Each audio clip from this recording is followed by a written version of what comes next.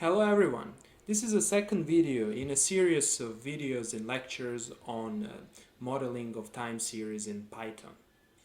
In today's video, we're going to talk about Pandas structures. We're going to talk series and data frame structures that are very important for modeling and analysis of time series in Python.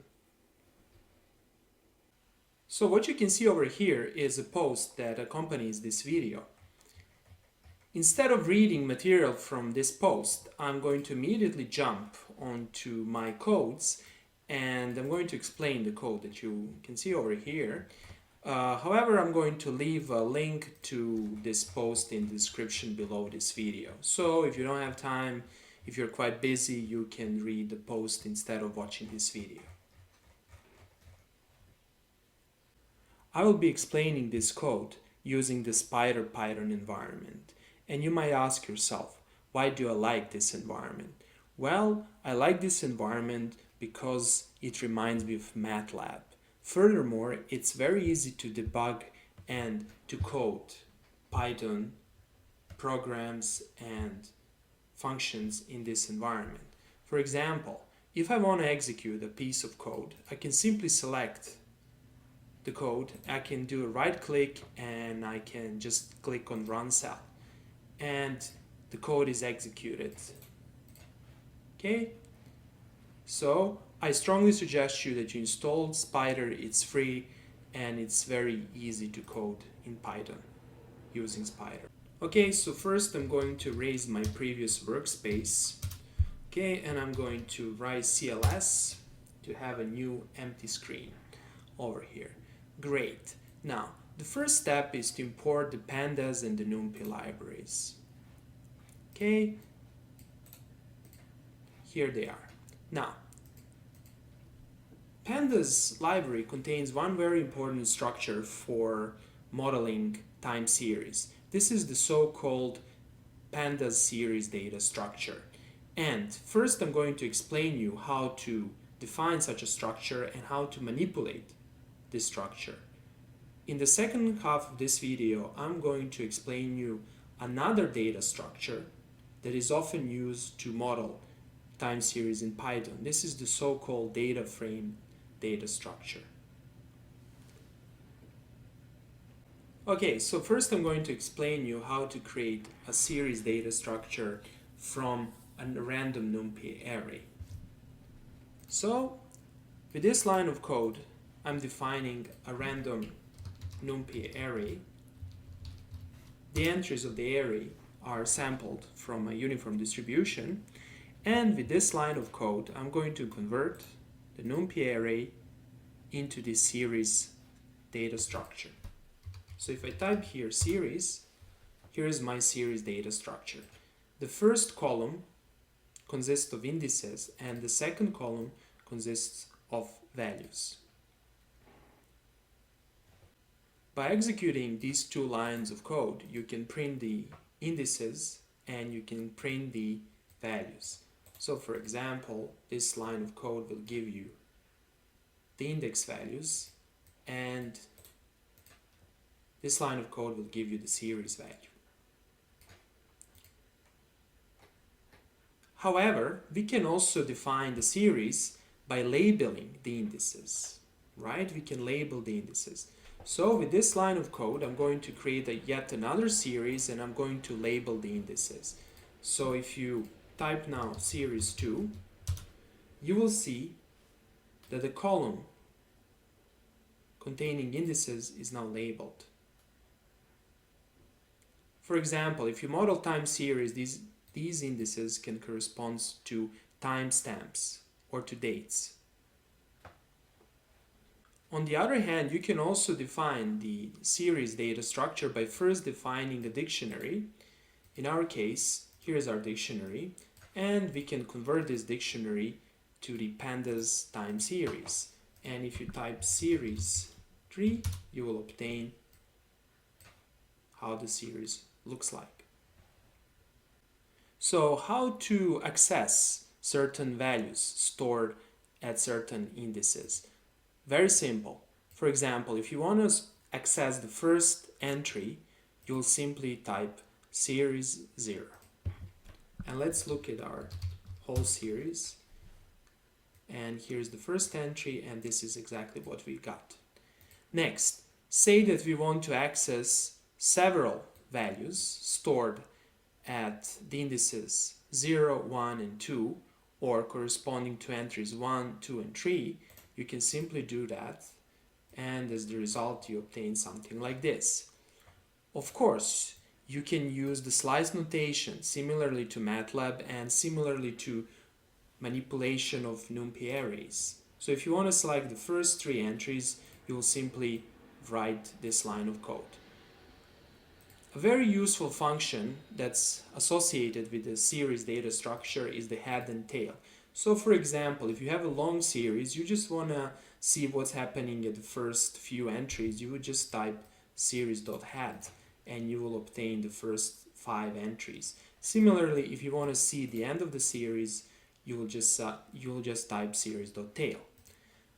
Similarly to MATLAB, you can access the length of the series, you can get the shape of the series, you can count the entries in the series.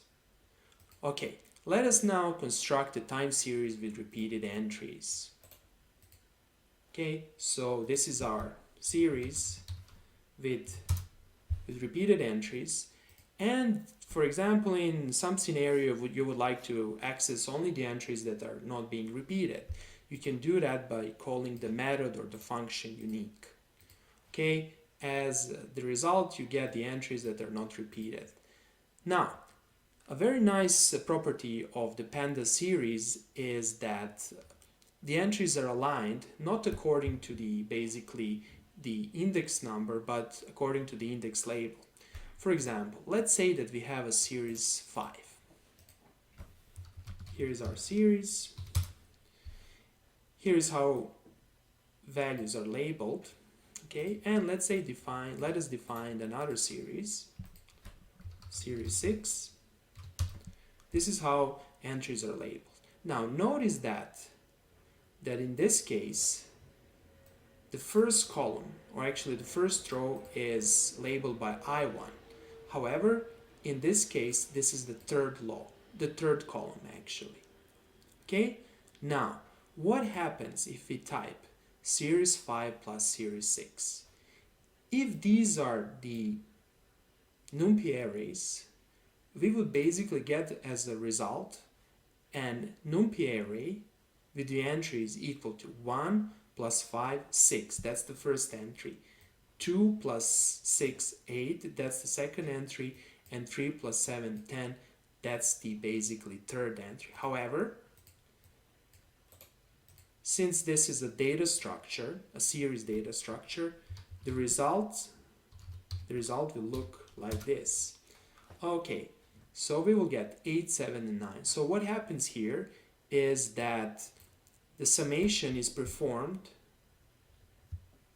according to the labels. So this entry, I1, is summed with the entry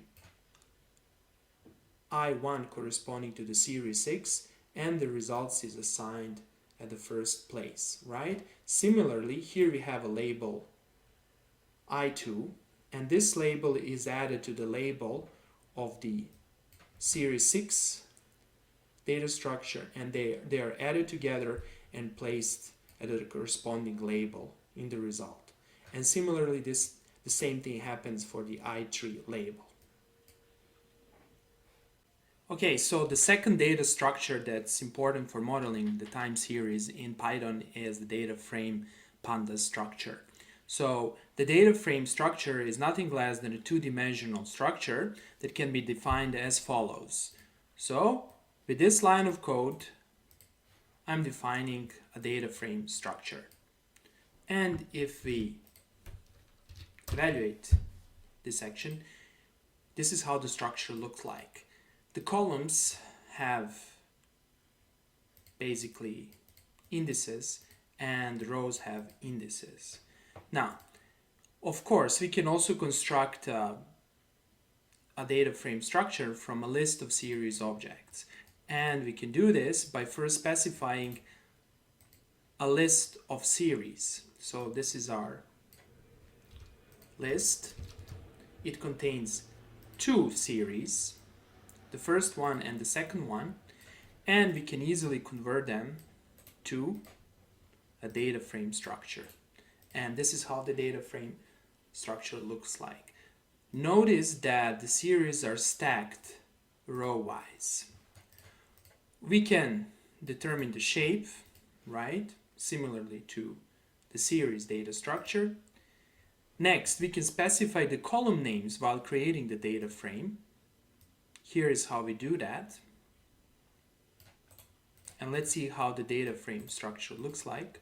Here it is. Notice here that now the columns have labels. The first column is A and the second column is B.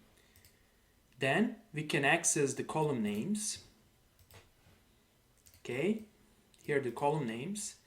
We can change the column names if we want. This is the data structure with the change column names. Then we can specify the column names and index labels while creating the data frame.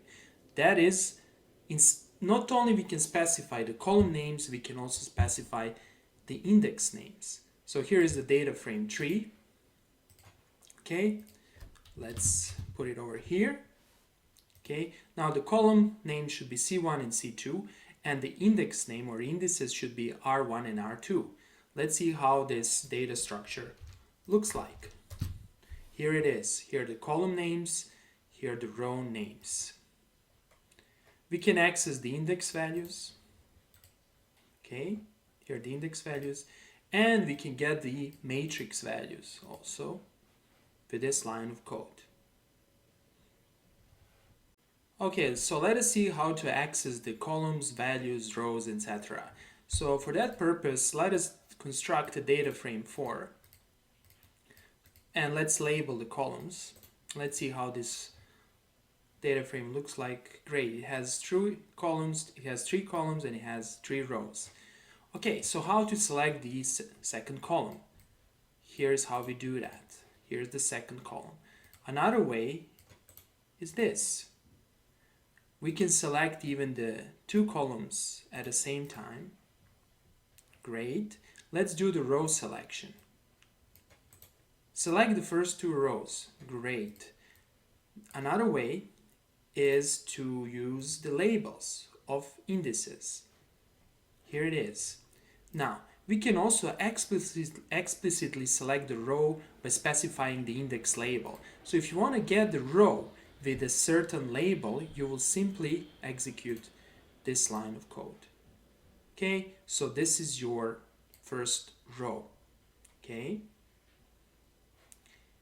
Now, you can do this using this notation, right? You get the same result. So these 2 basically properties are LOC and ILOC. They're very important for manipulating data frame structures. You can also get 2 rows at the same time by simply using the labels. And finally, if you want to get the values stored at certain row and certain column, you can simply use .at.